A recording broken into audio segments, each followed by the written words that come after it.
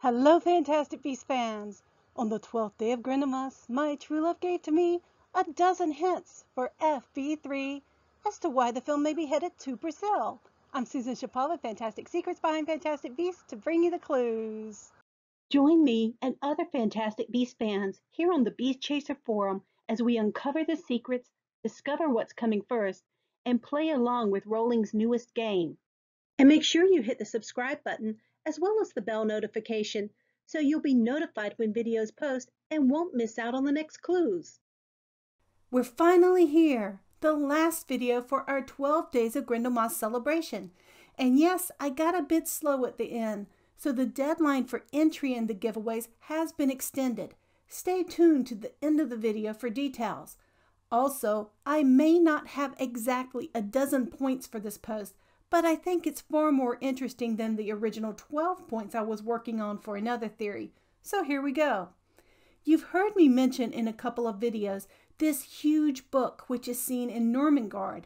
I'm fascinated with it and think it may play an important role in the series to come.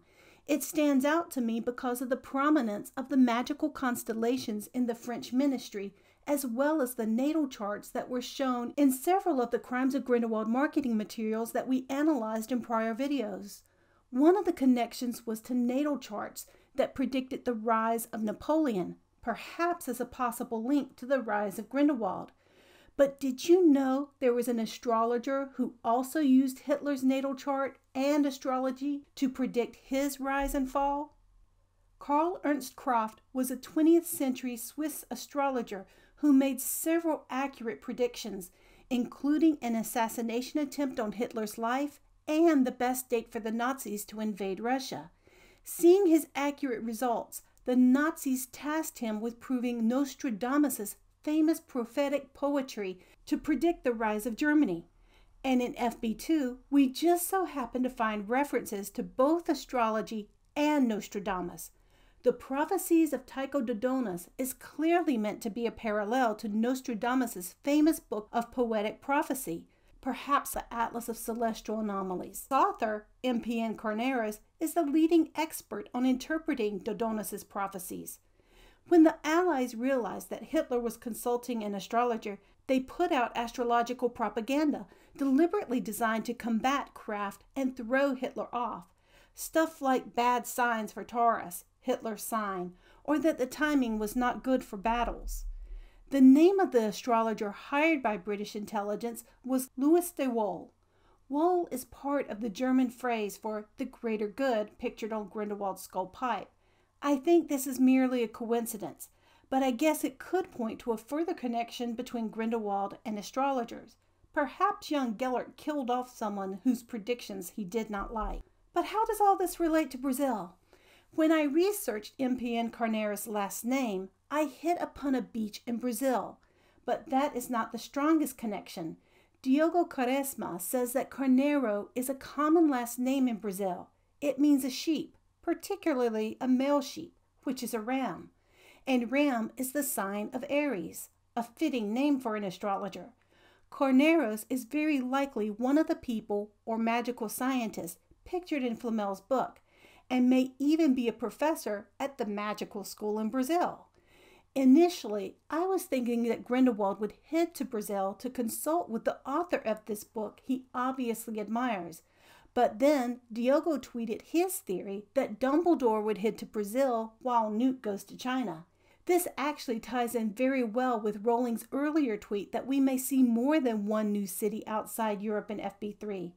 Perhaps the team will split up and not all end up in the same place, as they did in Paris, minus Dumbledore. Whatever cities and countries are included, and whoever goes where, I do believe that this astrologer may be the draw to Rio. Furthermore, when Nicholas Flamel says to Eulalie Higgs exactly what he said would happen, I don't think that he's referring to Dumbledore, though, of course, that's what we're supposed to think. It reminds me too much of Petunia's ambiguous, that awful boy comment in Order of the Phoenix, when we were led to believe she was referring to James, but it was really Snape. No, I think this he is not Dumbledore, but rather m.p.n. and Flamel and Lally are referring to one of his astrological predictions based off Tycho Dodonus. I spent a lot of time before FB2 was released analyzing the amphitheater setting and timing as chosen by Grindelwald for its astrological importance. However, now I'm wondering if it was Cornelius instead. Could he have predicted a moment in time of a rising political figure that in retrospect will seem to fit Grindelwald's rally at the amphitheater? Is this what Nicholas meant in his comment to Lally? We know that both Dumbledore and Grindelwald have an interest in astrology and the Tycho Dodonus prophecies.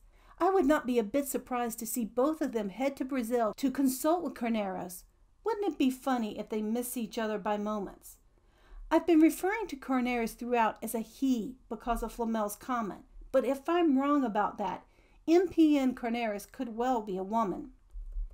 Another interesting thing about the Atlas of Celestial Anomalies. Diogo says that the constellation Southern Cross is very important in Brazil. It's even depicted on the Brazilian flag.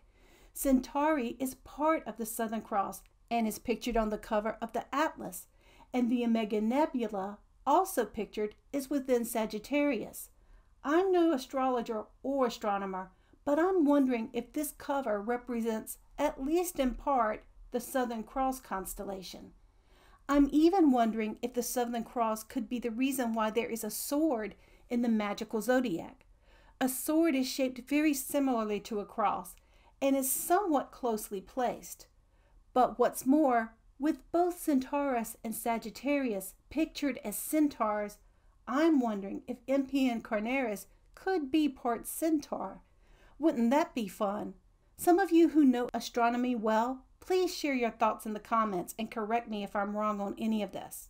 One last thing. I think there will be one other side effect of FB3's jaunt to Rio. Revolution. Brazil experienced a revolution in 1930, one that eventually led to a coup. I would not be a bit surprised to see if actions taken by Grindelwald in Rio result in a war that breaks out as he leaves, perhaps leaving one of his acolytes in charge. I don't think this would be Cornelius, however, if he's linked at all to the Nazis' Karl Ernst Kraft. As the war progressed, things did not go well for Kraft. When he started predicting the decline of the Nazis, he was sentenced to a prison camp where he contracted typhus and died. Finally, just as the word freak and the subtly planted circus poster prepared us for Credence joining a freak show and moving to Paris in FB2, I believe the magical zodiac and the Atlas of Celestial Anomalies may be preparing us for the move to Brazil in FB3. If so, we'll have a heads up on the pattern to look out for with FB4. Thanks so much to Diogo for helping with this theory. So, what do you think?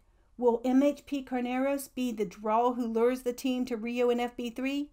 And if so, do you think he'll end up helping Dumbledore or Grindelwald? Please share your thoughts in the comments. And don't click off yet because I'm going to update the giveaways and deadline for my 12 Days of Grindelwald celebration. Also, please check out my new fan shop on Amazon for books and Funko Pops and wands and all things Fantastic Beasts. As we draw to a close on the 12 Days of Grindelwald celebration, I'm adding a couple of new giveaways and extending the deadline for entry for this channel's subscribers, along with the 3 Newt Scamander wand pins exclusively from Lumos, and the Matagot, Chupacabra, and Grindelwald Funko Pops, as previously announced. I'm also adding this Niffler pin, exclusive from the IMAX pre-screening, as well as this adorable Niffler keychain.